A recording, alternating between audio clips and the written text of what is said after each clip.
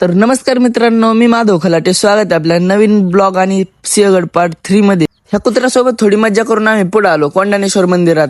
मंदिराच्या बाहेर लढाई करताना मावळ्यांचे पुतळे लावलेले आहेत. मंदिरात आल्याच्या नंतर तानाजी मालुसरे यांचं दर्शन घेऊन आम्ही पाठीमागच्या बाजूला आलो. पाठीमाग लाकडाच्या तोफा लावलेल्या होत्या. त्याच्या थोडं पुढे आल्याच्या नंतर आम्हाला ही टाकी बघायला भेटली.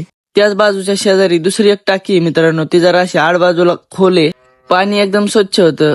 बबलू दादाला म्हणलं चल माया माग माग. एका कड्याच्या दिशेने आम्ही निघालो. थोडं पुढे आल्याच्या नंतर आम्ही बघितलं इथं चाललं होतं ड्रोन शूट. जसा सरळ सरळ रोड दिसायला लागला, बबलू दादा सरळ सरळ चालायला लागला.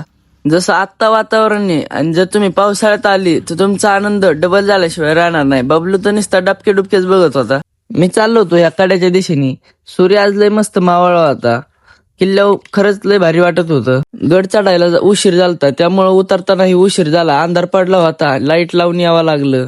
गडाच्या खाली आल्यावर गडाला पण सिंह गेला. सुभेदारांचं हॉटेल आहे तिथं चहा घेतला आणि पीएमटीत बसलो. पीएमटीत आम्ही दोघच होतो. गडावरून येताना स्ट्रॉबेरी आणली होती. स्ट्रॉबेरी उदानका दिला, गाडी काढली, काकांना घेतला आणि निघालो.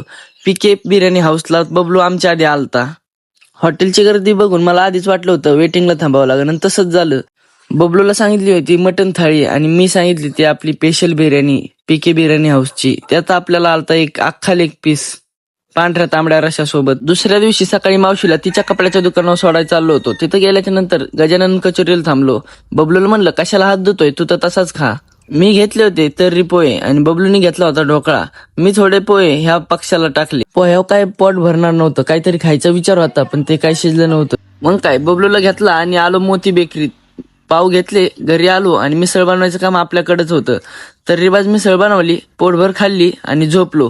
झोपेतून उठल्याच्या नंतर आम्ही निघालो मावशीच्या दुकानाकडं. तिथं मला हे पोरग भेटलं पावडर लावताना आणि तिथं तेवढेच सगळे बाकीचे पण आपले फॅन झाले व्हिडिओ घ्यायच्या नादात. मावशीच्या दुकानात जायचं कॅन्सल केलं आणि मित्राच्या दुकानात निघालो. मित्राच्या दुकानात आल्यावर मित्र काही दमच काढी ना. मित्राने डायरेक्ट नेला आम्हाला चहा प्यायला.